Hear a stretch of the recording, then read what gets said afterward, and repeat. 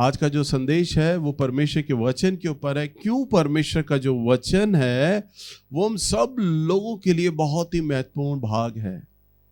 क्यों, आखिर क्यों परमेश्वर का वचन पर इतना अधिक महत्व दिया जाता है। हालेलुया। सो आइए हम परमेश्वर के वचन में देखते हैं। निकालिए दूसरा तीमुथियुस की किताब, इसका 3 अध्याय और इसका 16 पद। संपूर्ण पवित्र शास्त्र परमेश्वर की प्रेरणा से रचा गया है। ध्यान से सुनो। हाँ, और उपदेश और समझाने और सुधारने और धर्म की शिक्षा के लिए लाभदायक है। हाँ, क्या कहता है परमेश्वर का वचन? ध्यान दो इधर।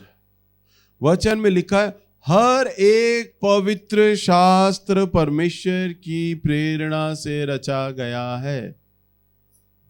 बाइबल का अगर इतिहास देखें, कई लोगों को यह लगता है कि बाइबल कब लिखा गया है। अगर मैं आपसे सवाल करूं तो आप कहेंगे भैया जब प्रभु यीशु मसीह आए।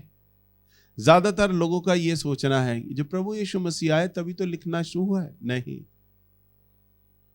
बाइबल से भी 1600 सालों पहले बाइबल लिखी जा रही थी।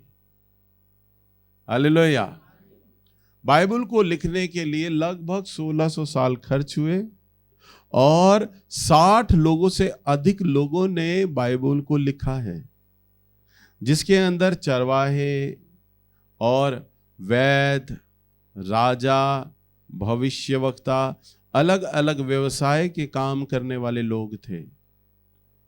परंतु अगर आप उत्पत्ति से लेकर अगर आप सारी किताबों को पढ़ो और बाद में आप नए नियम पे जब आओ तो आपको ऐसा लगेगा जैसा एक ही व्यक्ति ने इस पुस्तक को लिखा है, बाइबल को लिखा है। एक माँ बाप के सगे बच्चे भी हों, सगे 2 भाई हों, तो भी कभी उनकी सोच आपस में नहीं मिल सकती। सोचो जब अगर 60 लोग एक पुस्तक को लिख रहे हैं तो वो हर व्यक्ति अपनी विचारधारा को लिखेगा, अपनी सोच को लिखेगा और हर एक बात एक दूसरे को काटेगी। परंतु अगर हम बाइबल को पढ़ते हैं, परमेश्वर के वचन को पढ़ते हैं ना, तो हमें पता चलता है जैसे मानो एक व्यक्ति ने एक ही सोच में होकर ये पुस्तक को लिखा है। सो इससे ज्ञात होता है जिन लोगों ने बाइबल लिखा है उनमें ये क्वालिटी थी कि उन्होंने परमेश्वर को रूबरू अपने आमने सामने देखा है। हालेलुया।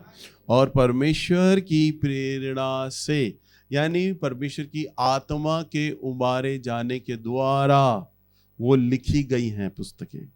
हालेलुया। सो बाइबल के अंदर अगर हम देखें तो 66 पुस्तकें हैं और ये 66 पुस्तकें परमेश्वर के भक्त जनों के आत्मा के उबारे जाने के द्वारा लिखा गया है। बाइबल में एक ऐसी विशेषता है, चाहे ये सदियों पुराना ये वचन हो, परंतु आज भी जो हम वर्तमान में लोग जी रहे हैं ना, उनके लिए आज भी ये प्रभावशाली है, आज भी जीवित है। हालेलुया। आने वाले कल में हमारी नस्लें होंगी, हमारे पोते बेटे, हमारे पोते नाती होंगे, पर पोते होंगे, उनके लिए भी ये वचन उतना ही प्रभावशाली होगा। हालेलुया। क्यों होगा प्रभावशाली? क्योंकि परमेश्वर का वचन परमेश्वर में से ही निकला है। हालेलुया।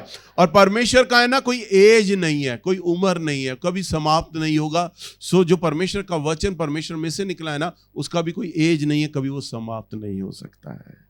हालेलुया। सो वो परमेश्वर की प्रेरणा से रचा गया है और लिखा है। इसमें 4 बातें। पहला है उपदेश। क्या है पहला? उपदेश। बोलिए उपदेश।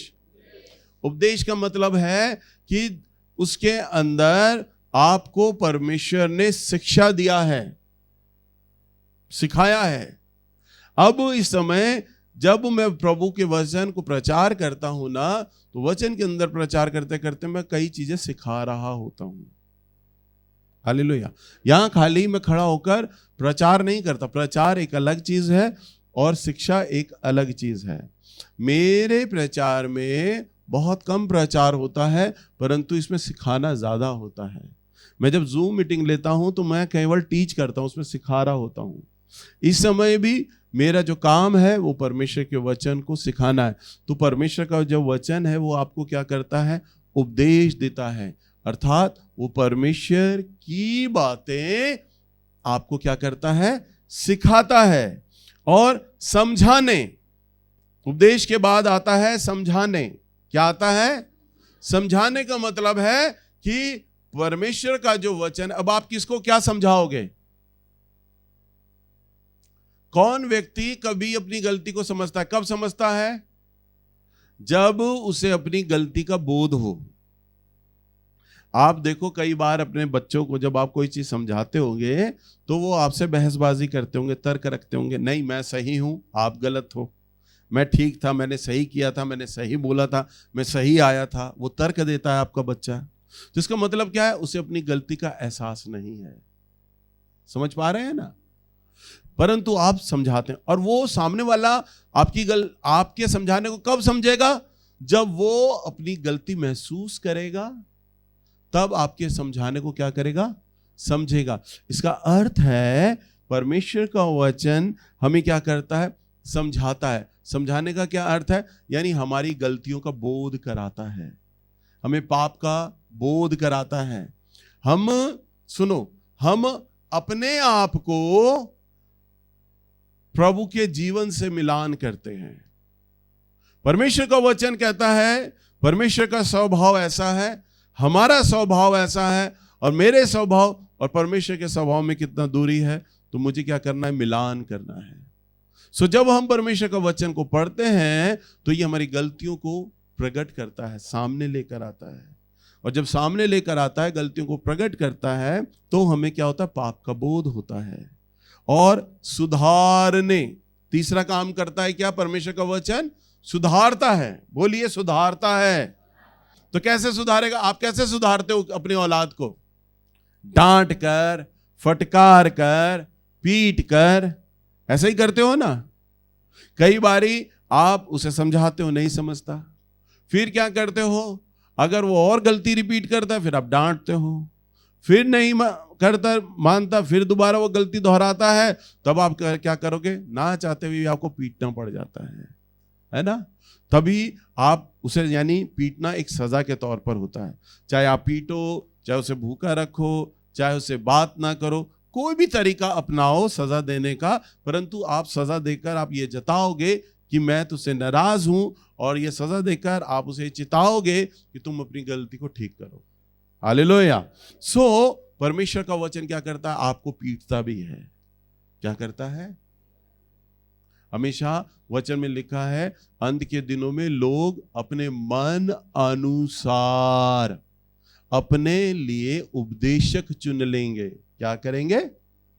अपने लिए मन अनुसार। आज बहुत सारे प्रचारक YouTube में प्रभु का वचन सुना रहे हैं, प्रचार कर रहे हैं, और मुझे जब मैं उनके वचनों को सुनता हूं तब कई बार मुझे दुख होता है सुनकर कि वो दूध पिला रहे हैं बच्चों को, कलीसिया को, और दूध में भी बहुत पानी मिला रहे हैं, और लोग है ना उनका वचन सुन रहे हैं। क्यों? अपना मन अनुसार, अपने मन को खुश करने के लिए हम प्रभु का वचन सुन रहे हैं।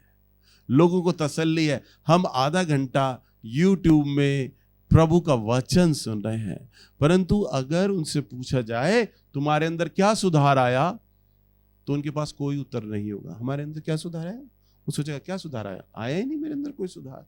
हालेलुया।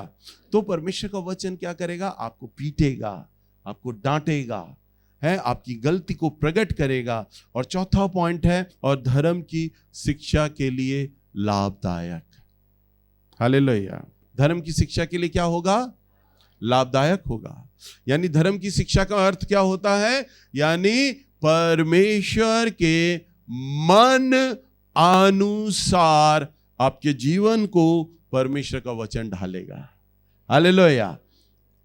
कैसा?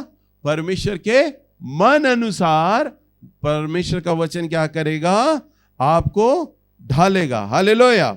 सो परमेश्वर का वचन आपके जीवन पर ये इस प्रकार से काम करता है। सो हम एक दूसरे पद में भी चलेंगे। निकालिए इब्रानियों की किताब, इसका 4 अध्याय और इसका 12वां पद।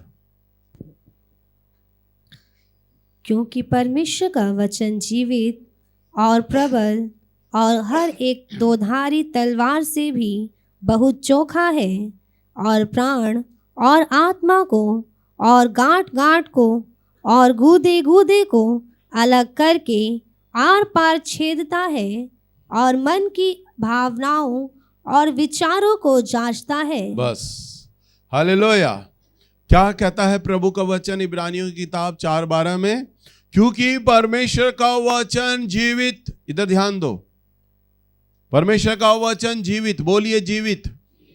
तो जीवित है। अभी मैंने क्या बताया, उसका कोई एज नहीं है, कोई उम्र नहीं है, वो हर वक्त हर पीढ़ी के लिए आज भी जिंदा है और प्रबल यानी ताकतवर है वो, और हर एक दोधारी तलवार से भी बहुत चोखा, यानी दोधारी तलवार, जो एक तलवार होती है उसमें दोनों तरफ धार है, इधर भी धार है और इधर भी धार है। तो परमेश्वर का वचन क्या है? दोधारी तलवार, बोलिए दोधारी तलवार।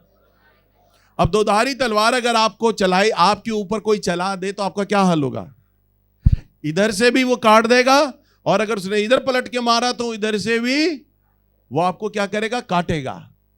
तो आपको इधर से भी काटेगा, इधर से भी काटेगा। और लिखा है, और इतना चोखा यानी इतनी पैनी तेज तलवार है उसकी क्या, और जीव यानी हर एक व्यक्ति प्राणी को और हर एक आत्मा को काटेगा वो, और हर एक गांठ को,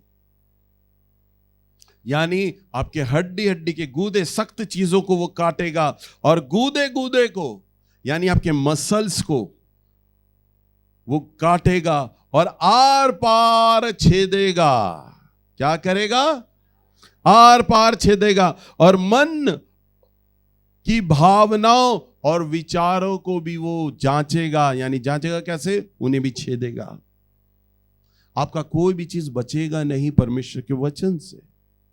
आपको काट देगा उठाकर, आपकी आत्मा को काट देगा, आपके मन को काटेगा, आपकी भावनाओं को काटेगा, आपके हड्डी हड्डी, मांस मांस, मज्जा मज्जा, हर चीज को काट देगा।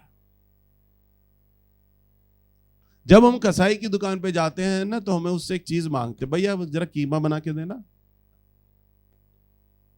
तो कीमा कैसे बनाता है? वो एक बड़ा सा मीट का पीस लेता है और उसे अपने अड्डे पे रखता है और लेता है चावल, घचा घच घचा घच घचा घच घचा घच मारना शुरू करता है ना, और उसके वो बीट को पलटता रहता है और मारता रहता है, पीटता रहता है, पलटता रहता है, पीटता रहता है, पलटता रहता है, पीटता रहता है, पलटता रहता है, और जब अच्छे से काट दे, और काटने के बाद उसे बोले, भैया इसमें जरा वो चाप का पीस निकालना। वो कहेगा अब तो गया काम से। अब आप उसमें कहो अच्छा एक अच्छे सा गूदे वाला मांस निकाल दो, वो कहेगा अब इसमें नहीं है, क्योंकि इतने चापड़ पड़ गए हैं, हर हड्डी हर मांस अब कट चुका है, छिद गया है, सब आपस में मिल गई हैं, छोटी बड़ी हड्डियां सब मिल गई, मांस गूदा सब मिल गया है। अब कहीं कोई पता नहीं है, किसी का कोई पता नहीं है कहां पर क्या चीज है, नहीं है, सारा मीट छितड़ा गया है। हालेलुया। अच्छा, आपने जितनी बहनें मिक्सी चलाती हैं, भाई लोग भी मिक्सी देखते हैं, कभी एक प्रैक्टिकल करना, मिक्सी चलाना, उसका ब्लेड कितना तेज चलता है, 1 मिनट में कितने हजार एम्पियर यानी 3,500-4 हजार बार तो वो चक्कर काट जाते हैं, जो 3 ब्लेड लगे होते हैं। और आप उसके अंदर 3 ब्लेड वाली वो जो मिक्सी है उसे ऑन कर दें, जब वो तेज ब्लेड चल जाए तो उसमें 1 सेकंड के लिए आप अपनी उंगली डाल दो, जरा बस 1 सेकंड, ज्यादा टाइम मत लगाना, डालो और निकालो, बस मिक्सी के अंदर जाएगी ना तो उंगली को छितड़ा देगी वो, फटाफट फटाफट। हालेलुया। अच्छा, जितनी भी बहनें हैं सब टमाटर की चटनियां बनाना जानती, मेरी पत्नी भी बनाती, बड़ी टेस्टी। तो टमाटर की जब चटनी बनाई जाती है तो उसमें क्या करते हैं, 3-4 टमाटर डाल दिए, हरी मिर्चियां डाल दी, 1 प्याज भी डाल दी, लहसुन भी डाल दी, है ना, थोड़ा अदरक भी डाल दिया, और फिर उसमें उसको क्या किया, ऑन कर दिया, और ब्लेड ने लिया टमाटर को अच्छे से खड़ खड़ खड़ खड़ खड़ 1 मिनट के अंदर वो पीस देगी सारा। मिर्चा काट डालेगी वो, अदरक काट डालेगी, लहसुन काट डालेगी, और 1 मिनट बाद जब आप ढक्कन निकालोगे तो केवल पानी बचेगा उसमें, पानी पानी। अब उसमें ढूंढो टमाटर कहां गया। आपने तो 4-5 टमाटर डाले थे मिक्सी में, मिला कोई टमाटर? अदरक का टुकड़ा डाला था सख्त, मिला? पता नहीं कहां गया। लहसुन डाली थी, कहाँ गई? मिली? नहीं मिली। हरी मिर्चा के 2 टुकड़े डाले थे, 2 हरी मिर्चा डाली थी जवान जवान, मिली? कट गई, नहीं मिली। हालेलुया। आपने उस चटनी का क्या नाम रखा? टमाटर की चटनी। पर उसमें तो मिर्चा भी पड़ी है। मिर्चा कहेगी तुमने मिर्चा वाली चटनी क्यों नहीं बोली? मैं भी तो हूं उसमें। हालेलुया। अदरक भी नाराज हो जाएगी, मैं भी तो थी उसमें, तुमने अदरक वाली चटनी का नाम क्यों नहीं बोला? मैं भी तो थी। लहसुन बोलेगी मैं भी तो हूं उसमें, तुमने मेरा नाम क्यों नहीं बोला? टमाटर का क्यों बोला? टमाटर बोलेंगे हम मेजोरिटी में थे, हम ज्यादा थे, हम 5 थे, तुम कम थी। वो कहेगा मिर्चा तो कम थी, इसलिए सब लोग टमाटर का चटनी बोलते हैं। परंतु अगर आप उसमें देखें तो टमाटर का नामो निशान तो खत्म हो चुका है, मिलेगा भी नहीं टमाटर, पानी पानी बन गया सब, हरी चटनी मिल गई। हालेलुया। समझ पा रहे हैं? टमाटर का अस्तित्व उन ब्लेडों ने खत्म कर दिया, हरी मिर्चा का अस्तित्व खत्म कर दिया ब्लेडों ने, अदरक का अस्तित्व खत्म कर दिया उन ब्लेडों ने। परमेश्वर का वचन बिल्कुल ऐसा ही है।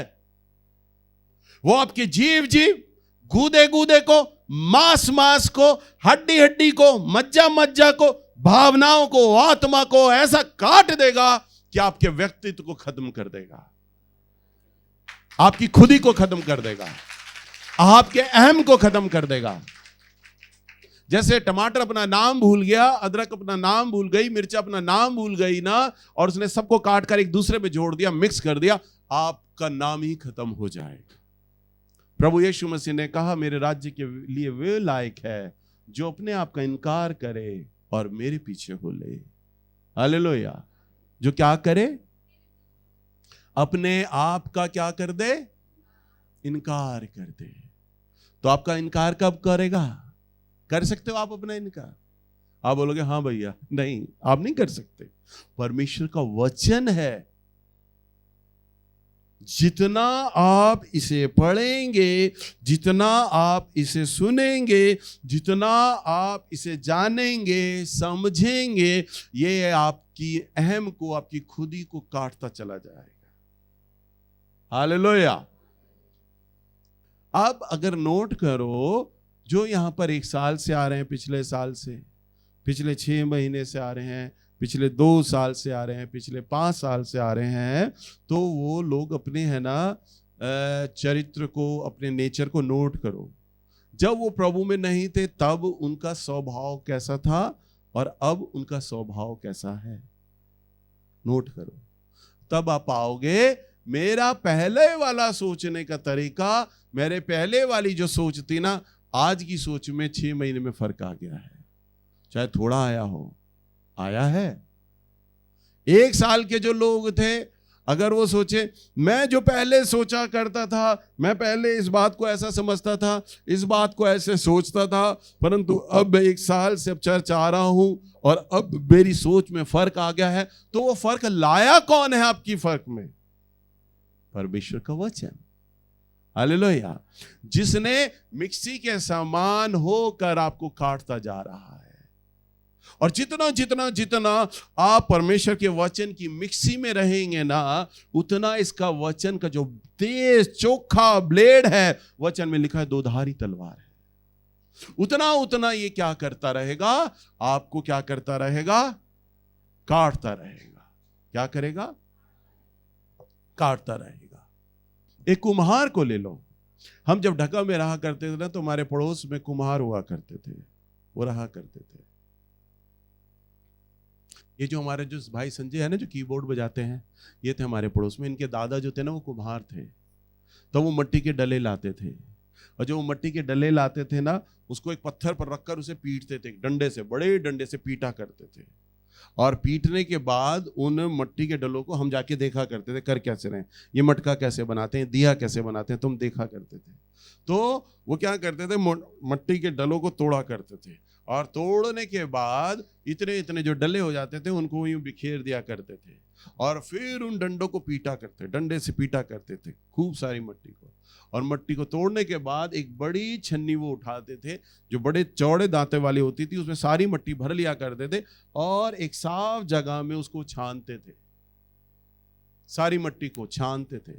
छानने के बाद कुछ कंकड़, पत्थर, घास, फीस, पन्नी ये सब निकला करती थी, वो कचरा निकाल दिया करते थे। और फिर छानने के बाद जो पाउडर सामान जो बचता था वो अलग रख दिया करते थे और जो मोटे दाने रह जाते थे उससे भी वो तोड़ते थे। फिर दोबारा उस छन्नी में छानते थे। छन्नी में छानने के बाद जब सारा छानने के बाद वो मट्टी बारीक हो जाती थी, तब फिर वो एक और ऐसी छन्नी लेते थे, जैसे बहनें लोग जब आटा को छानती है ना, तो आटा छानने वाली छन्नी होती है, तो वो आटे छानने वाली सामान बिल्कुल बारीक छन्नी को लेकर वो मट्टी को भी उसमें रख के वो छानते थे। और जब वो छानते थे ना तो बिल्कुल आटे के समान बारीक मट्टी नीचे गिरती थी। फिर वो उस मट्टी को एक परात में, एक बड़े से परात में, हौद में रखते और पानी का डाल के जैसे आटा गूंदा जाता है फिर वैसे उसको गूंदते थे वो किसी, और गूंदने के बाद उसे थपकियां मारना, मुक्के मारना। गूंदने के बाद जब वो पतली हो जाती थी तब वो कुम्हार वो चाक हिलाता और उस मट्टी के डले को उस पर रख देता और उंगली का इशारा करता बस। और जैसे जैसे कुम्हार उंगली का इशारा देता मट्टी अपना रूप लेना शुरू कर दिया करती थी। हालेलुया। हमें ये देखकर, मुझे देखकर ये बड़ा आश्चर्य होता, मैं बड़े गौर से देख रहा होता था कि ये मट्टी का डला कैसे बन रहा है, ये सारी प्रक्रिया कैसे बताई मैंने। अब तो कुम्हार दिखाई भी नहीं देते, काम करते हुए दिखाई नहीं देते। जब मैं छोटा था मैं सीखता था, इन चीजों को देखता था। परमेश्वर का वचन कितना अच्छा है कि वो जीवन के कई घटनाओं को उदाहरण दे देकर बताता है। कुम्हार उंगली से इशारा करता, तो चाहे वो दिया बनाए, गुल्लक बनाए, मटका बनाए या कोई भी बर्तन बनाए, वो कुम्हार के मन अनुसार होता था कि मैंने अब इस मट्टी से क्या करना है। परंतु उससे पहले वो अपने मन अनुसार उस बर्तन को बनाए तो सबसे पहले तो वो लाकर उस मट्टी को तोड़ा करता था। इतने बड़े बड़े सख्त मट्टी के डले होते थे, इतना कूटा पीटा जाता था, छाना जाता था, तब जाकर वो इतनी नरम होती थी कि एक बर्तन बन जाती थी। हालेलुया। आप सब चाहते हो हम परमेश्वर को प्रसन्न करें, परमेश्वर हमारे जीवन से प्रसन्न हो, सबके दिल में इच्छा होती है, मुझे पता है। आप सब चाहते हैं कि परमेश्वर मेरा उपयोग करे, परमेश्वर मेरा इस्तेमाल करे, परंतु वह कैसे इस्तेमाल करेगा? कंडीशन तो यही है, पहले वो आपको तोड़ेगा, अपने मन अनुसार लाने के लिए, आपको बर्तन अच्छा सा बनाने के लिए आपके संग क्या व्यवहार करेगा? वो आपको क्या करेगा? तोड़ेगा, आपकी भावनाओं को कुचलेगा, आपकी सोच को कुचलेगा। परमेश्वर का वचन जैसा आप सोचते हो, आपकी सोच में परमेश्वर फिट नहीं होगा, आपको तो परमेश्वर की सोच में फिट होना पड़ेगा। हालेलुया।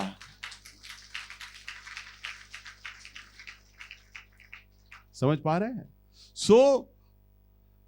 आपको अपने जीवन का तरीका बदलना होगा, आपको अपनी सोच बदलनी होगी, आपको अपनी इच्छाएं बदलनी होंगी, आपको अपनी योजनाएं बदलनी होंगी। और इनको बदलने के लिए जब परमेश्वर में मिलना होता है, जब परमेश्वर के साथ बदलना होता है, तब वहां पर क्या होता है? दर्द होता है। हालेलुया। क्या होता है वहां पर? दर्द होता है। हमारे जो मेरे आत्मिक पिता भाई आमोस, कितने लोग मिले हैं आप लोग उनसे? कितने लोग मिले हैं? अब हाथ नीचे कर ले। जो मेरे आत्मिक पिता भाई आमोस, उन्होंने गवाही दी जब वो प्रभु में थे ना, जो प्रभु में आए तो दरोगा थे, इंस्पेक्टर थे, एसआई, सब इंस्पेक्टर। तब उन्होंने बताया गवाही में, तब वो गुस्सैल थे क्योंकि पुलिसिया विभाग में थे, स्वभाव में गुस्सा था। और जब वो प्रभु में आ गए, जब वो प्रभु की सेवा करते, जब वो सभाएं किया करते थे, 40-40 हजार की सभा, 50-50 हजार की सभा जब वो किया करते थे, तब उनकी टीम के लोग कैमरे लेके चलते थे और उनका शूट अटेंड करते थे, उनका वचन। जैसे ये भाई इस समय मेरा वचन को अटेंड कर रहे हैं, शूट कर रहे हैं, ऐसे उनकी सभा को अटेंड किया करता था, शूट शूट लिया जाता था। तो उनके जो दोस्त थे उन्होंने भाई आमोस से कहा कि एक अच्छा गहरा दोस्त था, उसने कहा भाई मुझे कुछ दिन के लिए कैमरा चाहिए, मुझे कैमरा दे दे। भैया ने कहा कि ठीक है, फलाने फलाने दिन मेरी सभा है, तब तक वो कैमरा मुझे दे दियो। उसने कहा ठीक है, मैं तुझे कैमरा दे दूंगा। और उन्होंने क्या किया, वो कैमरा, अपना कैमरा उसको दे दिया। अब कैमरा देने के बाद क्या हुआ कि वो कैमरा लेके अपने घर चला गया। भैया का वो डेट आया, टाइम आया सभा का, परंतु वो कैमरा लेने नहीं आया। भैया को गुस्सा आया, मेरा कैमरा एक तो लेने नहीं आया, ना कोई फोन किया, ना कोई खबर दी, और कैमरा भी लेके नहीं आया, कैमरा लेके बैठ गया है। और भैया उसके घर गए, भैया दरवाजे पे गए और गुस्से से बोले, अरे तूने मेरा कैमरा अभी तक नहीं पहुंचाया, ये है वो है, मेरी सभा तूने सारी खराब करा दी, ला मेरा कैमरा निकाल के दे। और उसके दोस्त ने दरवाजे के अंदर भैया को अंदर भी नहीं लेकर आया, बल्कि दरवाजे से बोला, कौन सा कैमरा? भैया ने कहा पागल हो गया है, फलाने फलाने दिन आया नहीं था, इतना बड़ा कैमरा, इतना महंगा कैमरा तू आया था मेरे से लेने कि मुझे जरूरत है इसकी। कह रहा मैं तो तेरे पास नहीं आया, मैंने तो तेरा कैमरा कोई नहीं मांगा। भैया कहते मुझे इतना गुस्सा आया ना, पकड़ के पीटूं। भैया ने कहा तू पुलिस वाले से पंगा ले रहा है, अब दिखाऊंगा तुझे अपनी पुलिसियाई। भैया ने उसे चुनौती देकर आ गए, क्योंकि भैया उस समय पुलिस विभाग में भी थे और प्रचारक भी थे। तो भैया ने सोचा इसको ऐसे केस में डालूंगा, सारी अकल ठिकाने आ जाएगी, लाएगा अपने आप कैमरा लेके। भैया ने तो ये सोचा, परंतु वो बता रहे कि जब मैं घर में गया और प्रार्थना करने गया और अपनी सभा के लिए जब मैं प्रार्थना करने बैठा ना, तब परमेश्वर की आत्मा मुझे बोलती, मेरे बेटे तू अपने उस दोस्त को माफ कर दे, अपने उस दोस्त को क्या कर, माफ कर दे, और जो तूने कैमरा दिया है ना उस कैमरे को भूल जा। उसे आमोस भैया ने कहा नहीं परमेश्वर, मैं नहीं भूल सकता अपने उस कैमरे को, मैं उस गाली गलौज को भी नहीं भूल सकता। मैं देख पुलिस वाला हूं और पुलिस वाले को चमका रहा था, उसे डांट रहा था, मैं तो उस पर केस डालूंगा, उसे अंदर करूंगा, आएगा कैमरा देने। परमेश्वर ने कहा यदि तू मेरा चेला बनना चाहता है, यदि तू मेरी सेवा करना चाहता है, तो अपने दोस्त को माफ कर दे, कैमरा भूल जा। तब आमोस भैया ने कहा प्रभु यदि आप चाहते हैं तो मैं तैयार हूं, परंतु मेरे से नहीं होगा, ये मेरे से नहीं बुलाया जा रहा, इतना महंगा कैमरा था वो, मैं नहीं भूल पा रहा, मैं अपने दोस्त की उस गलती को नहीं भूल पा रहा कि वो मेरा कैमरा लेकर बैठ गया है। क्योंकि उनके अंदर वो जो पुलिसियाई स्वभाव था ना, वो अकड़ थी, वो गुस्सा था, वो बना हुआ था। परंतु परमेश्वर की आत्मा से उन्होंने मदद मांगा, कहा पवित्र आत्मा आप मेरी सहायता करो। तब परमेश्वर की आत्मा ने उनकी सहायता करना आरंभ किया, प्रार्थना में उन्हें मन वो देना आरंभ किया। और तब आमोस भैया बताते धीरे धीरे मेरी आंख से आंसू गिरने लगे और मैं रोने लग गया परमेश्वर की उपस्थिति में।